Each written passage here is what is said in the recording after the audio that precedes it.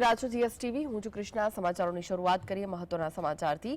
તો મહત્વના સમાચાર મળી રહ્યા છે। રાજકોટ નાગરિક સહકારી બેંકની ચૂંટણીની મતગણતરીનો પ્રારંભ થઈ ચૂક્યો છે।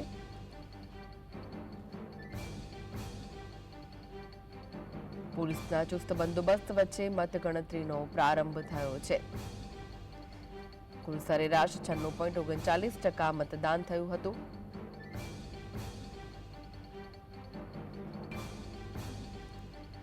જ્યોતિન્દ્ર મહેતાની સહકાર પેનલ અને કલ્પક મણિયારની સંસ્કાર પેનલ વચ્ચે જંગ છે। આ રાજકોટ નાગરિક સહકારી બેંકની ચૂંટણીની મતગણતરીનો પ્રારંભ થયો છે। આજે પરિણામ જાહેર થવાનું છે।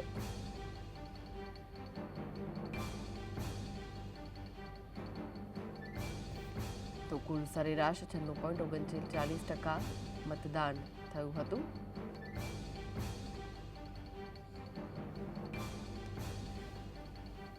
अठावीस वर्ष बाद राजकोट नागरिक सहकारी बेंकनी आ चूंटणीनुं आयोजन करवामां आव्युं हतुं, जेमां 21 डिरेक्टरोनी चूंटणीमांथी 6 बेठक बिनहरीफ जाहेर थई हती। संस्कार पेनलना 11 उमेदवारो मैदानमां हता।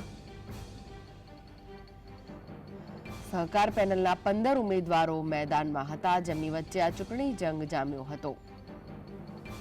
आ विषय વધુ માહિતી માટે જોડાઈ ગયા છે રાજકોટથી સંવાદદાતા લકીરાજસિંહ। લકીરાજ, હવે બસ મત ગણતરી શરૂ થવા જઈ રહી છે, શું વિગતો મળી રહી છે? જે આપને જણાવી દો કે રાજકોટ નાગરિક સહકારી બેંકની 28 વર્ષ બાદ ચૂંટણી અને તેની આજે જે મતગણતરી વહેલી સવારથી શરૂ કરી દેવામાં આવી છે। ચુસ્ત બંદોબસ્ત વચ્ચે આજે મતદાનની ગણતરી છે તે શરૂ કરી નાખવામાં આવી છે। કુલ જે સરેરાશ 96.39% જેટલું મતદાન છે તે રાજકોટ, અમદાવાદ, જુનાગઢ અને જે મુંબઈ જે સહિતના જે શહેરોમાં થયું છે। તો રાજકોટ મતદાન કેન્દ્રની વાત કરવામાં આવે તો 96.43% અહીં મતદાન થયું છે।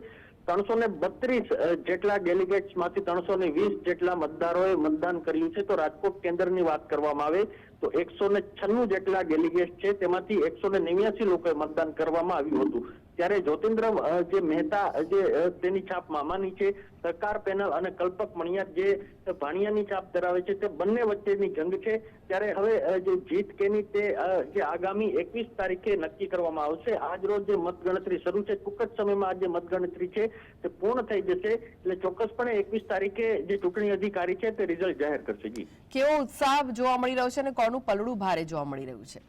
શરૂઆતથી જ સહકાર પેનલનું જે પલડું છે તે ભારે જોવા મળી રહ્યું છે કે જ્યારે જે સહકાર પેનલના જ્યોતિન્દ્ર મહેતા સહિતના જે સભ્યો છે તે પોતાના જે ફોર્મ છે તે ભરવા જતા હતા, ત્યારે જ તેમને ભાજપ અને સંઘનો ટેકો છે તે જોવા મળ્યો હતો। ભાજપના જે કહી શકે કે રામભાઈ મોકરિયા સાંસદ તેમજ ધારાસભ્ય સહિતના જે લોકો છે, આગેવાનો છે, નેતાઓ છે, તે જે સહકાર પેનલ સાથે જોવા મળ્યા હતા અને ચોક્કસપણે ભાજપનો ટેકો છે ભાજપ દ્વારા જાહેર કરવામાં આવ્યો છે। એટલે પહેલા દિવસથી જ જે સહકાર પેનલનું અહીં પલડું છે તે ભારે જોવા મળી રહ્યું છે।